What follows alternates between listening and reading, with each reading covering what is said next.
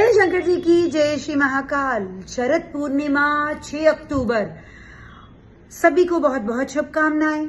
शरद पूर्णिमा यानी कि उस दिन हमारा चंद्रमा हमारी धरती के बहुत नजदीक और साथ ही साथ उस समय 16 कलाएं संपूर्ण होगा। और अगर इसको बात करें, इसको एक और नाम से बुलाया जाता है, नाम है जी कोजागृत पूर्णमासी। कोजागृत मतलब कि कौन कौन उस दिन जाग रहा है।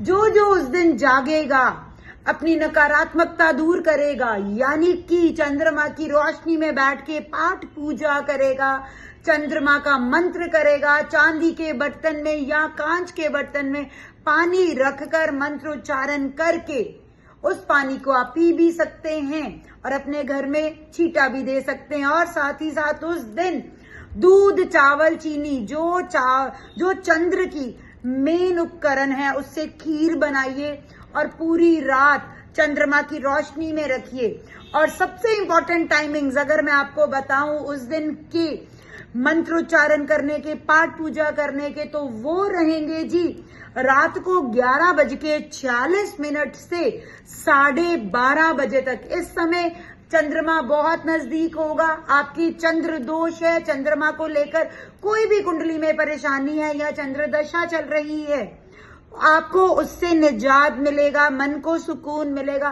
क्योंकि चंद्र क्या है? चंद्र है हमारे मन का सुकून, मन की शांति।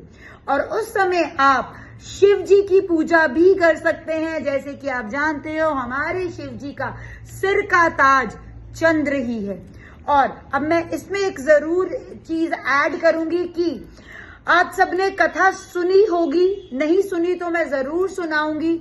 एक साहूकार था, उसकी 2 बेटियां थी। एक बेटी के जब बच्चा हुआ, बेबी हुआ, बहुत स्वस्थ हुआ, और दूसरी बेटी के जब भी बच्चा होता था मर जाता था। ऐसा इसलिए क्योंकि उसकी जो बड़ी बेटी थी वो पूर्णमासी का व्रत बहुत विधि विधान से करती थी, और जो छोटी बेटी थी वो व्रत आधा छोड़ देती थी, विधि विधान नहीं कर पाती थी।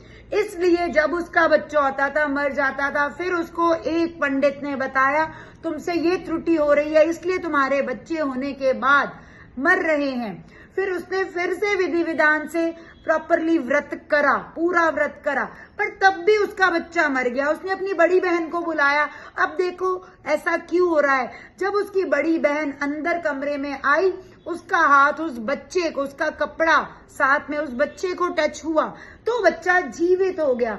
ये देखिए, जो व्रत कितने सालों से कर रही थी, उसके अंदर की ऊर्जा, यानी कि आपकी नकारात्मकता खत्म होगी, सकारात्मकता आएगी, मन संतुलन में होगा और आप एक लाइफ में बैलेंस क्रिएट कर पाएंगे।